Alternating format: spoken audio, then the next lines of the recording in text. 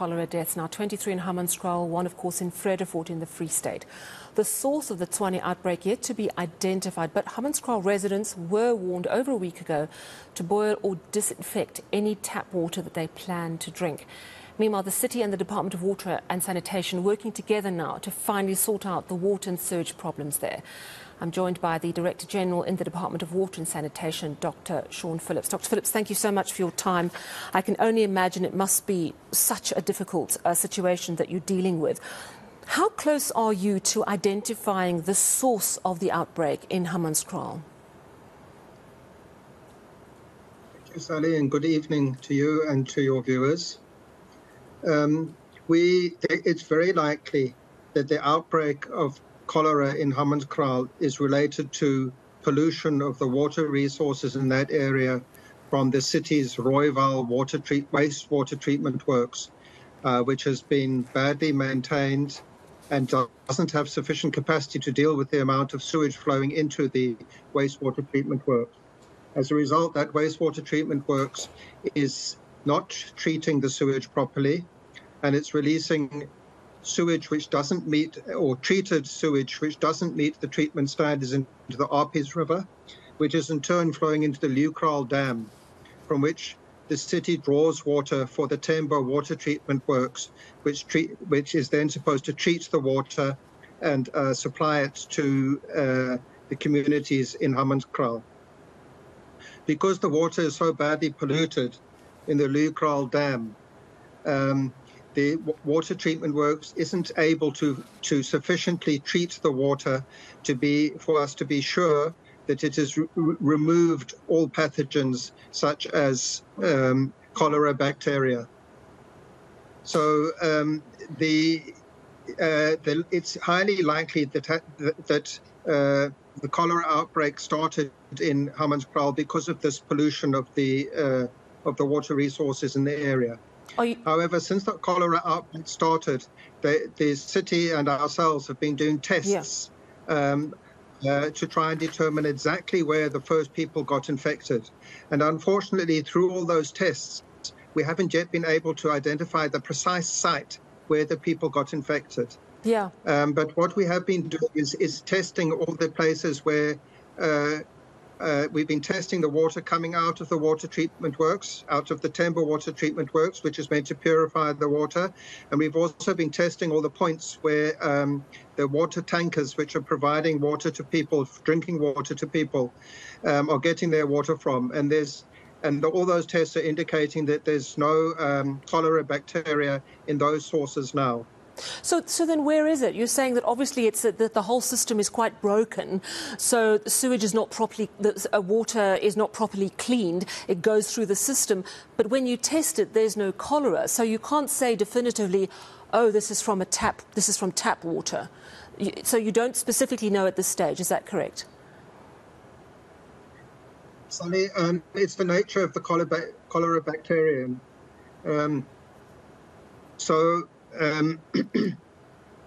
The challenge is that cholera can be transmitted by various means. It can be transmitted through water, and it can also be transmitted through food, and also from people touching food or not washing their hands properly, and that resulting in transmission of cholera. So it's not the case that everyone who's caught cholera has got it from the water. There might have been an initial infection and then from water, and then the infection might have spread through other means after that. And it may not be that there's a continuous cholera bacteria in the water. It might have been a cholera bacterium which appeared in water at some point, or some person might have gone and, for example, gotten exposed to cholera in the dam in terms of touching or ingesting raw water as opposed to treated water. So that's what we're working with Tshwane now, to try and find the exact source where the original person or people who got infected got that infection from. I understand, and yes, absolutely. It just takes one person to have swum in a river where there's cholera and then pass it on to people close by, or perhaps handle food, etc., etc. So I'm hearing then that the system you haven't been able to pick it up. And of course, water by its very nature is fluid, so it's very hard to pin something down. Am I correct, though, that you've been actually unable to rule out tap water and tanker water because you're so concerned about the weak links in the system? No, that's not correct, Sally. What has happened is that Tshwane is continuously testing the water coming out of its water treatment works in that area, the Temba water treatment works. And because of the pollution from the Rooiwal wastewater treatment works, that water coming out of the Temba water treatment works is not fit for drinking. However, it doesn't have cholera in it, but that doesn't mean that it's still fit for drinking. It's got high E. coli content because of the high pollution of the Leeuwkraal Dam. Wow. So Tshwane municipality has been saying to all the residents of Hammanskraal that they mustn't drink the water out of the taps, but the water can be used for other purposes like washing of clothes, washing of dishes, etc. Yeah. So I hear you. The point is that Tshwane has been providing drinking water to the communities in Hammanskraal using tankered water, and they're being very careful to collect that tankered water from safe water sources, which have been tested that the water is of adequate quality for drinking purposes. I hear you. Okay. And that includes sources such as Rand Water and Magalies water pipelines, which we know are safe. So the water coming from Temba is not safe in the taps. It's got E. coli, but no sign of cholera. So definitely still not safe to drink. Yes. Professor Anthony Turton, as you know, is a water scientist. He was on eNCA this morning. He says it's highly likely, there's a strong possibility that it may be due to contaminated water tankers. Would you say that there's no proof of that at this point? I agree that it's quite possible that was the original contamination, but we don't have evidence of that yet. I'm with you. Afriform tested water in the Vaal and they found cholera. If water is properly purified and goes through a treatment system that is up and running and functioning well, does that matter? You're correct. A properly functioning water treatment works will deal with all the pathogens in the water, and it will remove cholera bacteria from the water. That is why in municipalities in Gauteng, which are testing their water coming from their water treatment works and are finding that their water that water meets the required standards, and similarly Rand Water and other water boards in the area regularly test their water to check that it meets the required standards, even though it's drawn from the Vaal River. Residents can be assured that where the municipalities are regularly testing their water and it's meeting the quality standards for drinking water, that water is safe to drink, that the water treatment process would have removed pathogens such as the cholera bacterium. Okay. President Ramaphosa in his weekly newsletter this morning said that the recent Green Drop report shows there's been a steady decline in the quality of water and sanitation services in municipalities. Hammanskraal, we know, has been a problem for many, many years, so it's an extreme example. But how many other municipalities are you really worried about at the moment when it comes to the ability to continue to clean water and to provide clean water to residents? We're very worried about many municipalities, Sally. The Green Drop report indicated that approximately 30% of the wastewater treatment systems in the country run by municipalities are in a critical condition. So we are extremely worried about it. This week we will be releasing our Blue Drop report, which is based on a thorough assessment of all the water treatment systems and distribution systems of municipalities, which similarly indicates that there's a general deterioration in the condition of water treatment works in addition to the wastewater treatment works. So we're very concerned about it. We are continuously working with the worst municipalities and assisting them and supporting them to address the situation. We have grants which we allocate them to assist them to address the infrastructure issues, and we also provide them with managerial and technical support. But over and above that, that's not sufficient.